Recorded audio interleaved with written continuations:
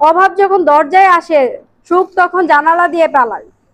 সম্মানিত সভাপতি, মাননীয় বিচারক মণ্ডলীর প্রতিপক্ষ দল উপস্থিত সকলকে আমার শুভেচ্ছা ও সালাম। আসসালামু আলাইকুম। Panishwar high school and college কর্তৃক আয়োজিত আজকের বিতর্কের বিষয় টাকাই সকল সুখের মূল বা টাকাই সুখ বয়ে আনে। আমি দৃঢ়ভাবে এই বিষয়ের পক্ষে বক্তব্য পেশ করছি। আজ আমি এমন এক বাস্তব সত্যের পক্ষে দাঁড়িয়েছি যা মানুষের প্রতিদিন নিজের জীবনে অনুভব করে। টাকাই সুখ বয়ে আনে।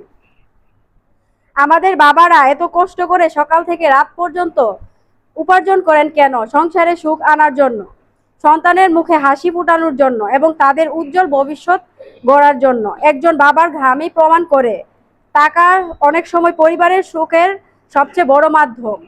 ক্ষুধার্ত মানুষ খাবার পেলে সুখ পায়, অসুস্থ মানুষ চিকিৎসা পেলে স্বস্তি পায়, আর পরিবারের মুখে হাসি থাকলে মানুষের মানসিক শান্তি পায়। আর এসব প্রয়োজন পূরণের সবচেয়ে বড় মাধ্যম হলো টাকা। তাই প্রয়োজন আর সুখকে পুরোপুরিভাবে আলাদা করা যায় না। প্রয়োজন পূরণের প্রথম ধাপই সুখ।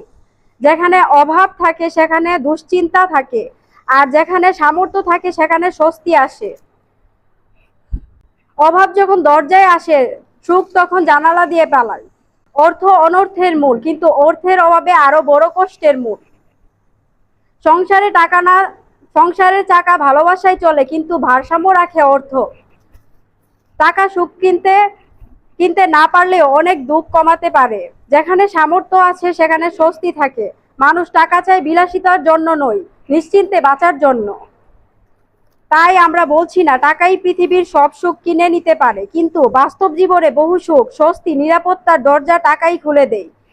তাই যুক্তি ও বাস্তবতার আলোকে স্পষ্ট টাকা সুখ বয়ে আনে। ধন্যবাদ।